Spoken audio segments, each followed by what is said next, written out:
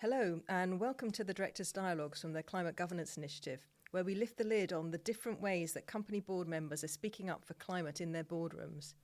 In each episode, we meet a climate champion who's been leading or nudging or badgering their boardroom colleagues towards climate-friendly policies and practices. I'm Alexandra Bolton. And I'm Matthew Moss. And today we are delighted to have Cristiana Pipponzi as our guest. Cristiana is a member of one of the chapters of our network, Chapter Zero Brazil. She has significant board experience across a number of organisations, including a family-run company, NGOs, a global bank, and as an advisor to a startup. Welcome, Cristiana. Thank you very much. I'm glad to be here. Thank you for the invitation. It's such an important subject and something that I love to talk about. Fabulous. Cristiana, thanks so much for joining us. I wonder if you could tell us a little bit about you. Tell us about your education, your early steps into the business world, and how your career has led you to this point. So I graduated in business administration in Brazil. Then I work in consulting in the beginning of my career, an international company, which was very, very important. It was at the time that, the first internet bubble. So I did a lot of, tech projects in the beginning of my career. And then I have an opportunity to lead and co-found a startup, an internet startup at the time. It was 1 year and a half. It was a very short time, but huge experience. And I used to say that was my real MBA course that I took. We were not successful in keeping the company healthy. And so I decided to take my MBA. I went to INSEAD in France, stayed there for 2 years. And then I joined my family business in 2004. I started working in marketing. That was, my focus of interest at that time. And I had the opportunity to really see the company transform itself from a middle family-owned business to a very successful public, still family-owned business. I mean, we have a control group that is still there on the board, but it was very fast. In 10 years, we became we went public, and then we did a merge with the second largest drugstore chain in Brazil. And it's a very successful story. It's about growth and sustainability. Brilliant. I want to pick up that thought about sustainability. Has it always been a passion? Has it always dominated your thinking, or has it grown or changed how you think about it over time?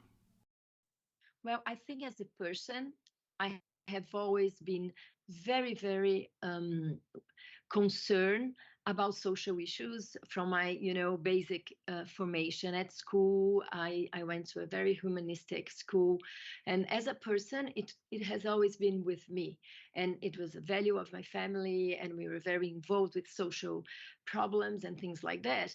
But at the MBA, I remember that I took an elective class in corporate responsibility, and we were only 5 people that were interested in that course at that time, 25 years ago. And at that time, I completely understood how I could really bring those, lens to the business. And that was kind of an insight moment for me. So, wow, I can do, business, and there's something else I can put on the table. So I think that was the point where I could, join those two part of me as a professional. That's wonderful. That's fantastic. Thank you, Cristiana, and really great to hear how you got to be where you are today. You have so much experience of many boards of different types of organisations, from the startup to a really major global bank. How do you find that climate governance differs across the spectrum of the organisations with which you work? It differs a lot.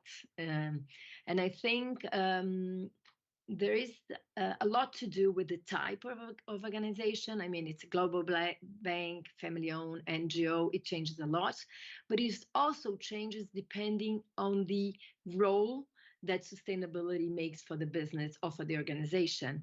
If they have more like a a risk approach or an opportunity approach, or it's kind of a compliance, a regulation approach. And it can change among the type of organizations. So, for example, in my family-owned business, which I had the opportunity to see the whole journey from the beginning, because I was the first one to, to bring this concept to the table. It's really interesting because climate change was actually the last subject to be on the board room as one of the dimensions of our sustainability strategy.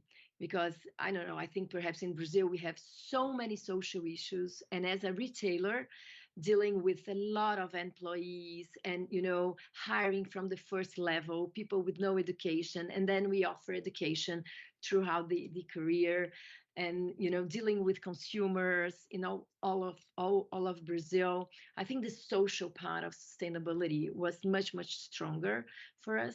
It took us some time to understand that we do have a significant impact in terms of environmental issues, as long as we understood that we are part of a bigger value chain, and we have to consider the whole chain of that.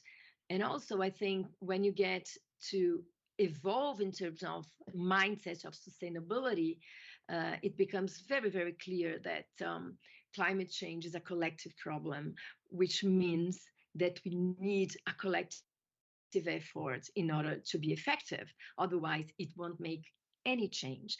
So that was the last subject to be in a strategic way on our discussions. But for the other one, it's completely different. For example, for the venture fund, it's just core. I mean, we are a group that really seek for business that have positive impact in terms of with environmental and social impact. So it's at the center of our decision-making process. We discussed, economic returns at the same time that we are discussing about impact. We discussed on the table, how are we going to measure the impact? So that's a very important part of it. It's part of the mission that we have on the fund. And then we have the global bank, which means that it's such a serious issues and very strategic. I mean, I think it's known, it's a consensus. I believe that all the banks and the government have just an essential role to help fund this new world and the transitions we have to make, and all the efforts business have to do to try to reinvent themselves into a more, trying to find solutions that help to regenerate the world. So very strategic, very, what are the risks, what are the opportunities we have. And finally, for the NGO, it's very interesting because one of the NGOs that I work with, it's in the Amazon region. We work, it's an educational project, so it's a social intervention in very isolated communities. And we try to incorporate a lot of environmental formation for the teachers, for the children, because we do believe that the children of the Amazon are the real guardians of the forest. That's a mantra for us. And sometimes when we discuss about climate change, we forgot that there's a lot of people above the forests. So we cannot, at least in Brazil, because we know that deforestation is one of the main aggressors for climate change in Brazil. So when we talk about solutions and projects related to climate change, it's essential to talk about people and the people who are there. So very different experience, different approaches, but the subject, it's always there. I think it's really hard to find somewhere that you don't have one way or another to talk about climate change. That's encouraging to hear that climate change is on so many agendas. Thank you. You've given us a little tour of very, very different organisations, and I want to pick up on what the boardroom experience must have felt like in all of those places, because of course different board directors occupy different seats and play different roles in the boardroom.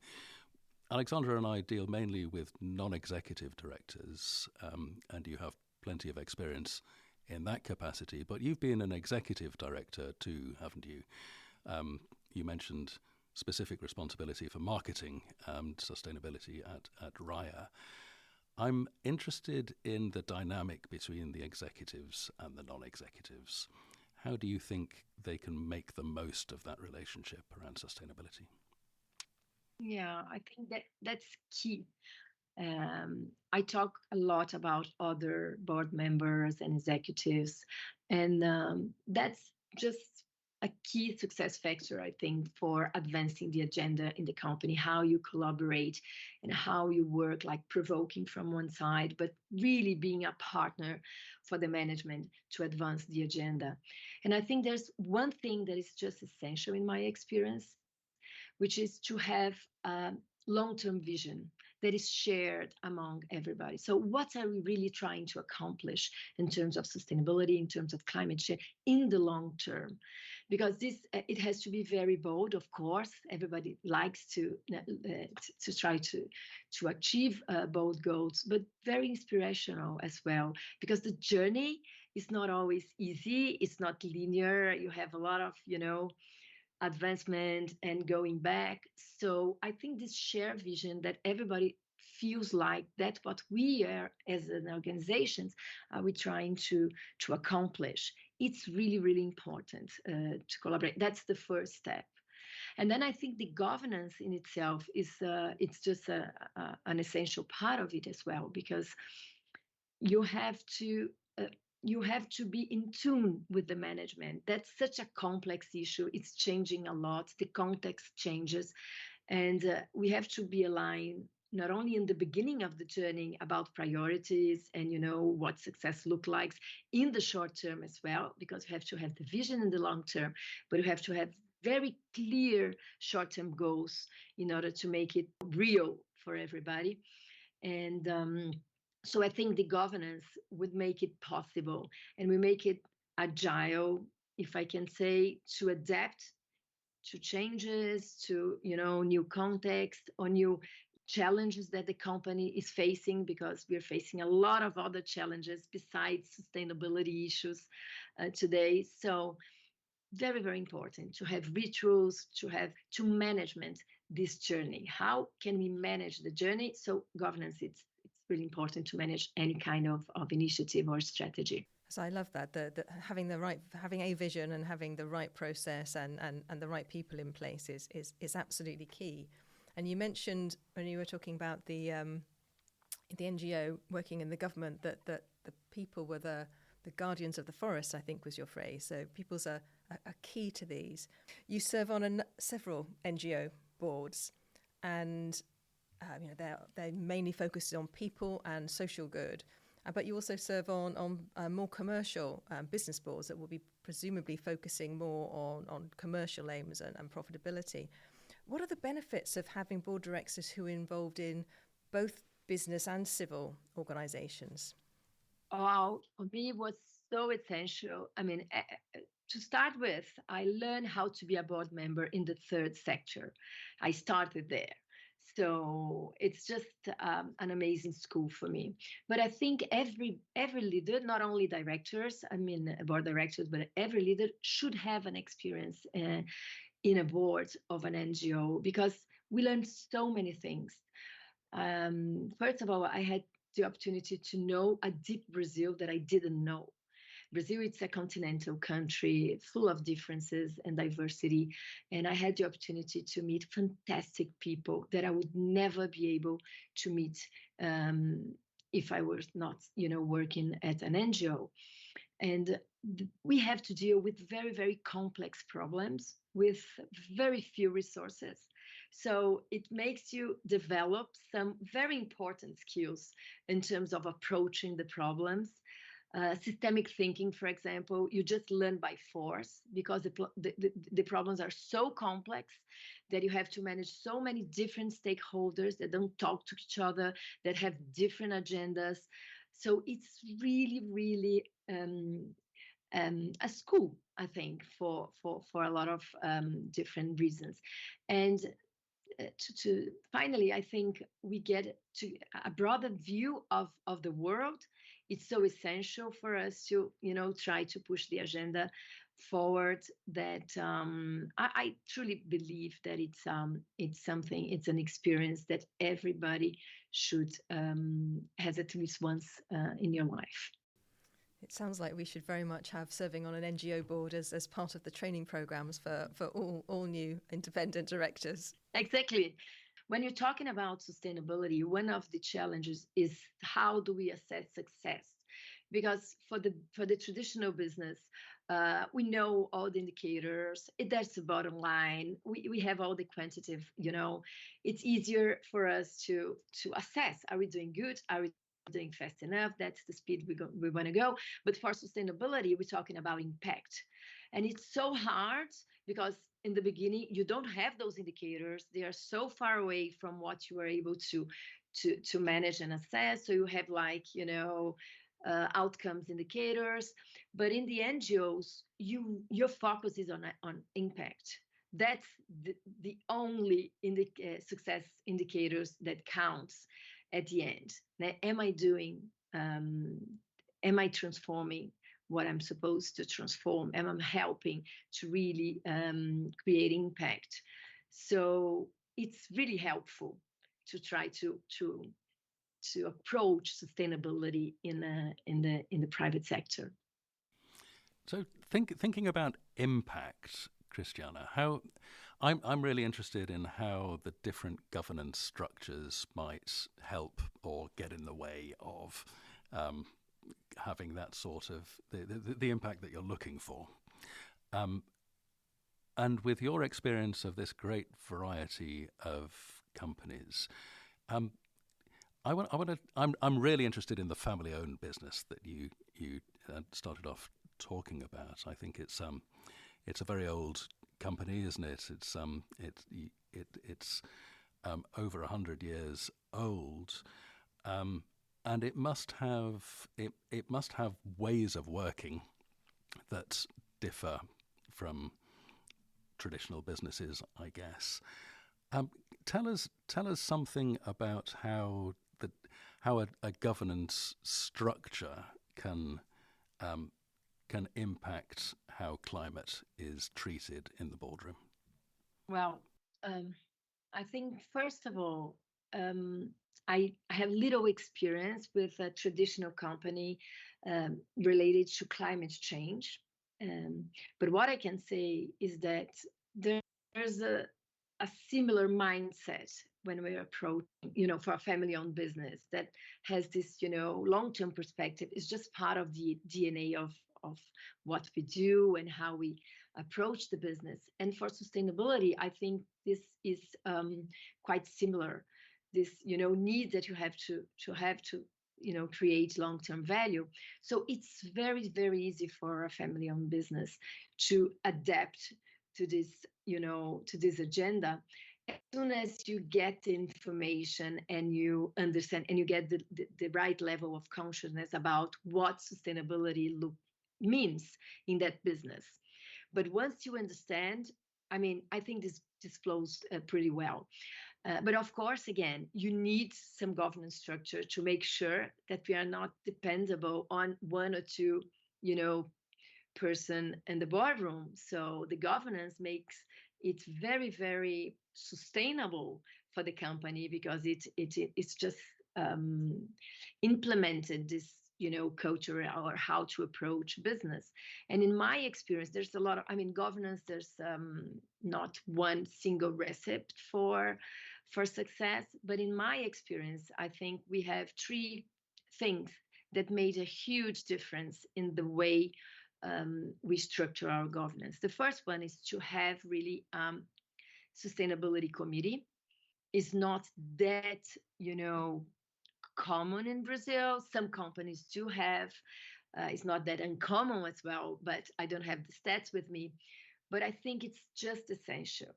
And then we go to the first questions about, working and collaborating with the management, because that's the place, that's the right forum to go deep into the discussion. Sustainability, it's a very technical issue, and it's getting more and more technical. So you have to have time to discuss the scientific and technical part, and also the strategic and the implementation part of it, which is so difficult. So the sustainability committee, for me, it's just essential, especially to create the long-term vision that we talked about, because it's really a co-creation of the shared vision, and the committee has a very important role on that. Second thing that we did, and I think it was another game changer for our journey in RD Health, was to include sustainability in the strategic planning process of the company.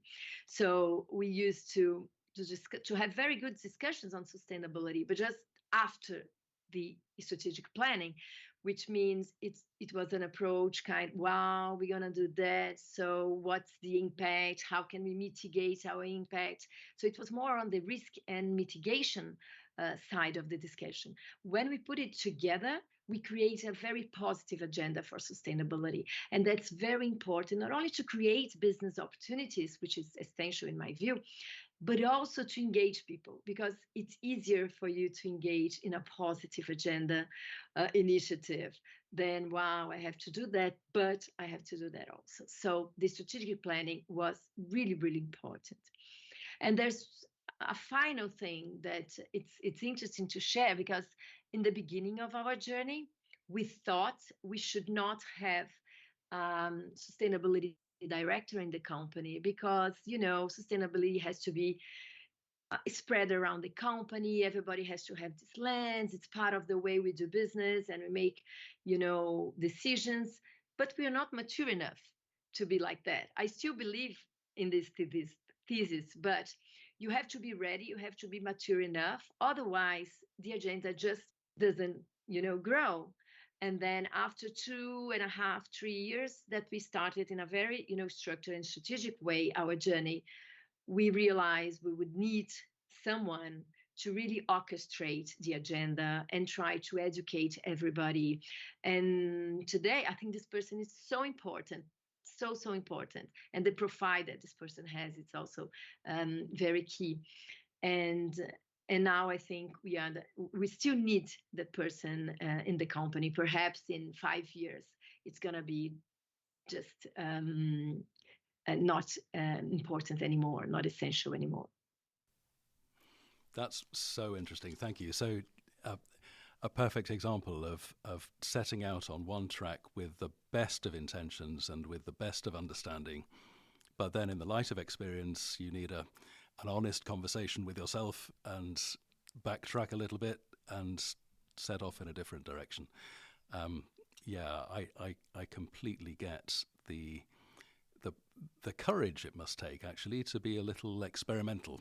Yeah, and I think you have to be very humble to really assess where you are on the journey, because normally we look at companies that we admire and then doing great jobs, and it doesn't mean you'll be able to work the way those companies are working today.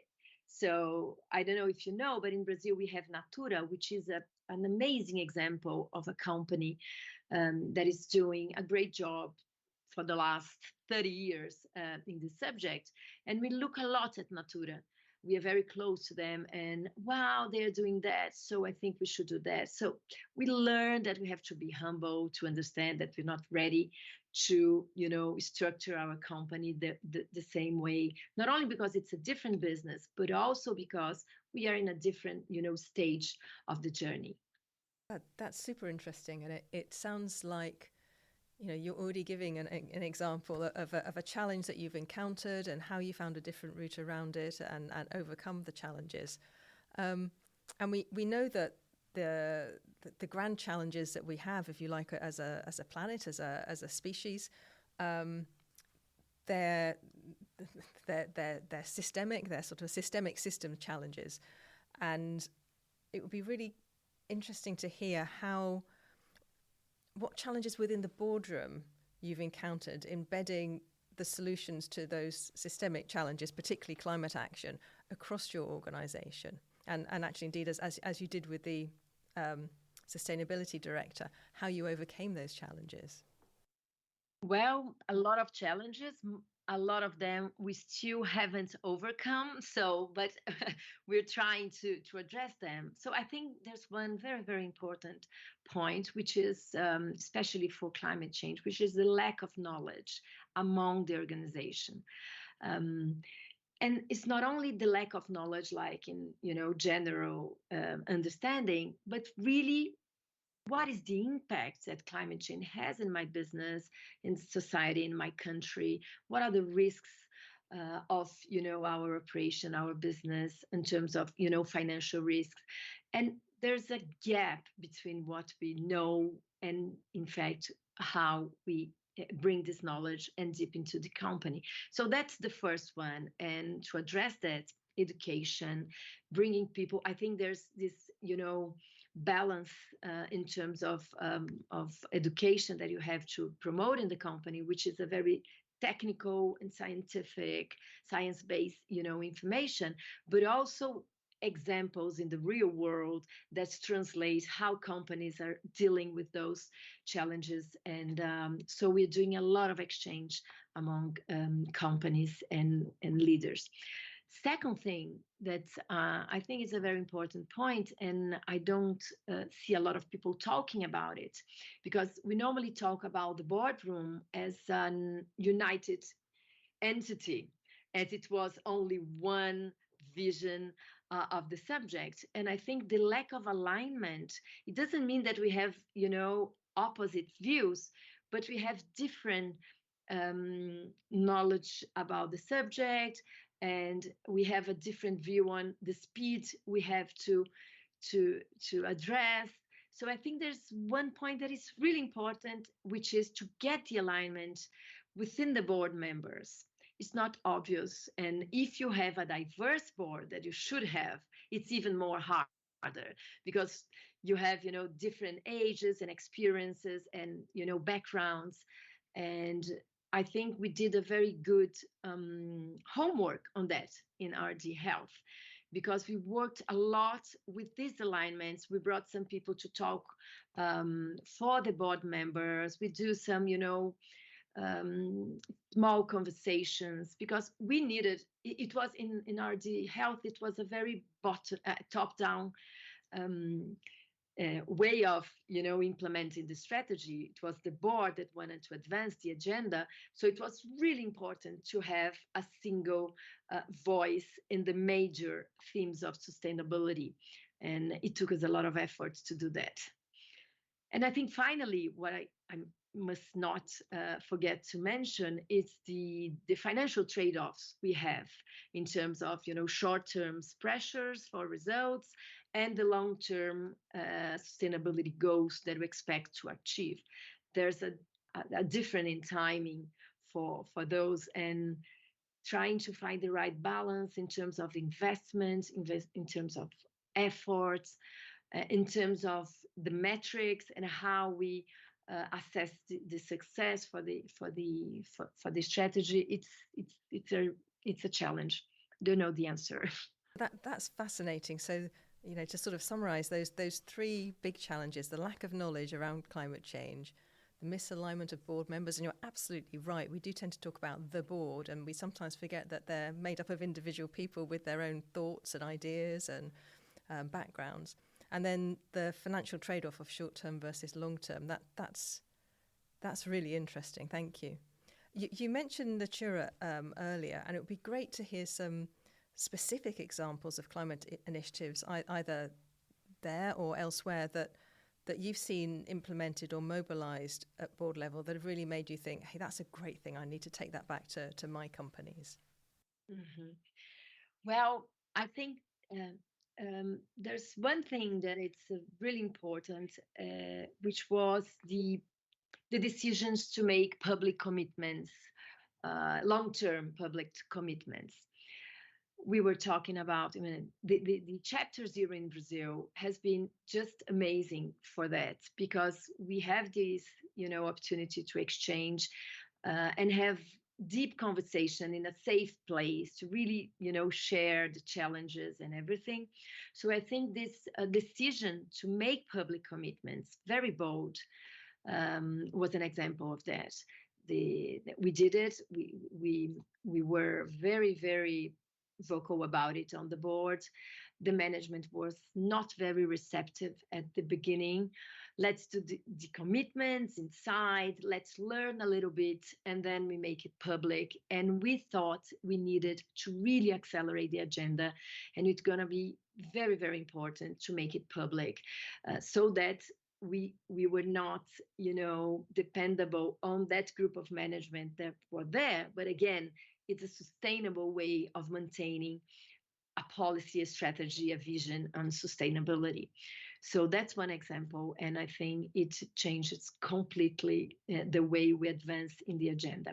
Something I think it's interesting to mention, that we were quite of lucky in this particular initiative, because at the same time that we are, trying to make the public commitments, we were rediscussing our long-term business strategy.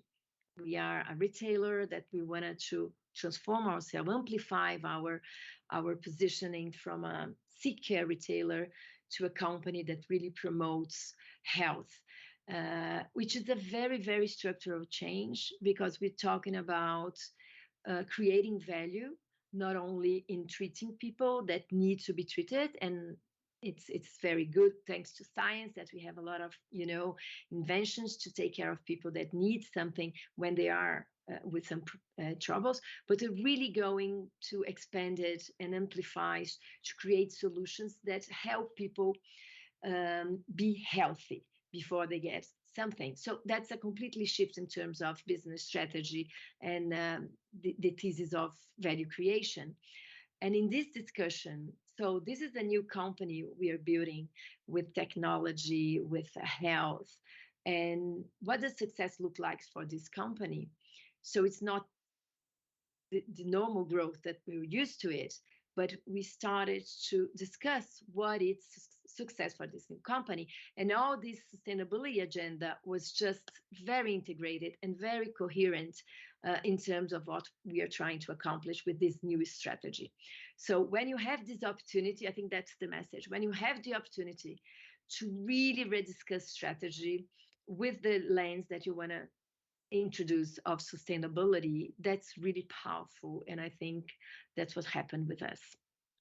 Cristiana, one question that we want our listeners to be asking themselves, if they are themselves boardroom directors, is how they can equip themselves to make a difference in the boardroom, how they can show climate leadership. And I'm interested, because you have been that person, what qualities, what skills, what knowledge do you think would give confidence to a director to help shape that conversation in the boardroom? If you say everything, I think it's important. It's kind of a hero, right? So I think, first of all, there's the foundation, skills that is very, very necessary, not sufficient, but very, very necessary, which is a true commitment to sustainability. And you can see that by, 10 minutes of conversation. You can identify if the person do have a true commitment with sustainability or not. And I think also as a foundation, you have to be very, very resilient, because the journey is not exponential, it's not linear, it's really full of, rocks on the way. You have to get, recharge your optimism, your enthusiasm about the subject, because it's a hard, journey. And so that's the foundation. But I think also you need to have a kind of an innovation mindset and a strategic vision, because we're talking about creating a world that does not exist yet. So you have to be willing to take the lead and to be protagonist, and it requires that you have a capacity to articulate a strategic view and integrate it this with the core business of the company. That's very important. You have to to use all the forces of the company in order to advance the agenda and not to fight against the forces. So it requires strategic thinking as well, I believe. And I think finally, you need this, communication skills, influential skills. Uh, you need to know how to work and talk and listen with different stakeholders and different perspectives, because sometimes I feel that a lot of people are just talking to the same people all the time in the same meetings, and we really have to break this bubble and start taking conversation with people that think differently, that really are not convinced in the agenda that you're trying to implement, so that you become stronger with your own argumentations and your own thesis. So I think this is very, very important. And I think you have to be humble sometimes again. So to bring other voices to the table. I did that a lot on the board in RD Health, which is, it cannot be like it's Cristiana's subject and she brings to the table all the time. You have to put in other people's voices. So bring people from the outside to talk exactly what you think we should do or we should be, discussing. It's really, really helpful. So you have to have connections to and be humble to ask for some help. We've heard a lot from the board members that we talk to about how important it is to have an ally in the boardroom. How hard it is if you're the lone voice. If it's this is Cristiana's thing and this is what she keeps talking about. It could be even worse, because it's almost something that you have to fight. And very important to have allies and to construct those alliances on the board and with the management. Have you been able, through Chapter Zero Brazil, have you been able to meet others and build that sense of community, that sense of allyship? Yes, I think it was very, very important. I have some very practical examples to share with you. For example, we were discussing, I think for retailers, the Scope 3 emissions. It's very challenging. Nobody knows exactly how to deal with that. And we were discussing about our public commitment. I was kind of insecure to push this agenda without all the information and all the business plan for the transitions really detailed. And then we have this conversation in a very safe place with a lot of, I ended up in a group with all the retailers. So the biggest retailers in Brazil, we were discussing about this specific topic. And it was so important to share and understand that everybody was really going through the same difficulties, the same challenges, with a lot of, questions without answers. But we have these very, very true conversations about, well, we are the leading companies in retail in Brazil. That's what society needs the companies to accomplish. We need to do that as a collective effort. We can't give up. And we have to keep doing that. And then we started to share, in more details, what are you doing? And, and I think it was very helpful to keep with the commitment and with the bold ambitions that we have. I'd like to think a little bit about how do we encourage boards to act in a sort of climate responsible way, and how do we reward those individual members and those boards more generally who are creating the climate action that we need. So I wondered whether any of the boards that you serve on, whether they use this sort of incentivization, so things like remuneration, those kind of mechanisms to drive climate action within the organization. Yes, I believe it's very important, even though sometimes we put and people are just, criticizing because it's not, the weight is not, strong enough to make any difference. But I think there's an educational part, which is very important. But because remuneration at the end means what success look like for that company. So you have to have, sustainability indicators in the compensation model, in my view, because it's part of what success look like for the company. I'm going to reward you because you accomplished what is important for the company. So in RD Health, we do have, since 2020, I think we start including the sustainability indicators for compensation for everybody that has, variable compensation. But we're still improving the quality and the weight of those compensations. But the fact that there's there, I think it's very important for the engagement of the CEO and the C-level. And when you talk about, so for example, I'm also part of the finance committee. And when we talk about, results, and we have a concept called the company grade, which is, a mixture of different indicators, and that's company grade. It's part of the compensations of everybody. So every quarter we talk about this company grade and sustainability index are there. And so I think it's very important to have them there. In terms of, we have diversity indicators and employees' health indicators, because as I mentioned to you, the health, it's an important part of our sustainability strategy. And when we talk about health, a health company, we're talking about providing health to consumers, employees, and communities. So we have a very, broad strategy for those different stakeholders. So we have some health indicators, employee indicators in this compensation model, which is very, very interesting. But in terms of climate change, we haven't included yet impact indicators, but we have specific climate change indicators, more like an outcome indicator. Are we doing that? Did we finish this project? And but I would say that in 2 years, I believe we're gonna be more mature to include a more, sophisticated indicator, because we are still improving our data about these subjects, the methodology of, our inventories.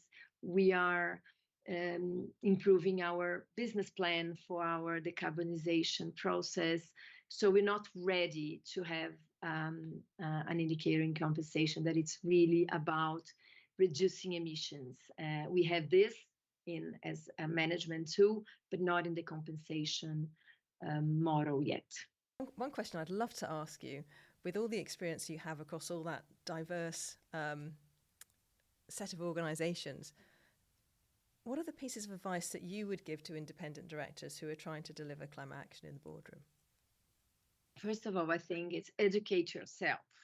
You don't have to be an expert, because there's so many, it's so broad. The quantity of subjects you have to know, but it has to be a language that you are familiar with. So you have to understand the main points and the main impacts that those subjects have on the business. Educate, and it changes a lot. So it's just continue learning and exchanging with people. Again, technical and scientific learning, but also exchanging with practical example of what it's going on. And I think second, it's to be close to companies, like in Chapter 0, because it's so dynamic, the way things changes, that you have to have those allies and those, source of recharging enthusiasm all the time. It's very important to be in touch and be part of some initiatives and coalitions and things like that. I think it's very important. And again, I'm very, very repetitive about it, but I think it's a game changer, which is create a long-term vision about what you want to accomplish. And it has to be implemented not only on the top management team, but for the rest of the company as well. It has to be part of the narrative of the company, of how we do business. When you have, some internal events, this shared vision must be, spoken by everybody. So absolutely. So thank you. 3 really clear, actionable things that independent directors can do to deliver that climate action. And If there were one key message that you could give to boards and organisations in light of the climate crisis, what might that be? Well, I think I'm gonna borrow a quote that I heard last year in South by Southwest, and it was so impactful for me, and I think it's so true, which is what Ryan Geller, the CEO of Patagonia, said at the end of his speech, which is, we lost the right to be pessimist.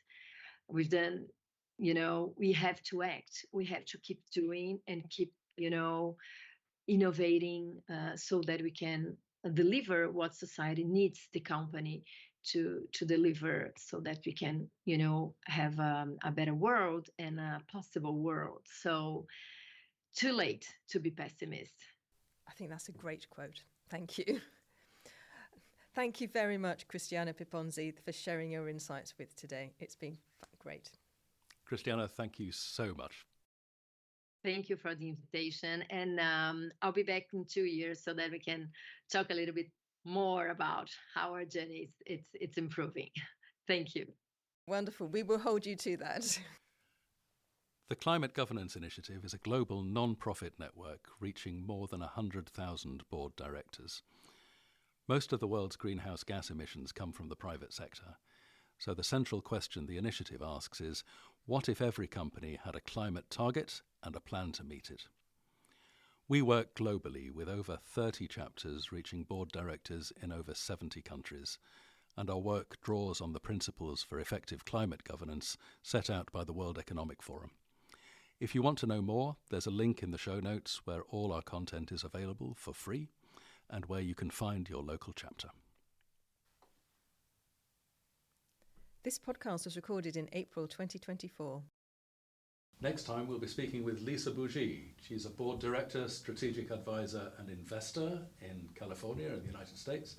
Lisa has colossal experience in consumer goods, especially in fashion retail, and she serves on NACD's Climate Advisory Council.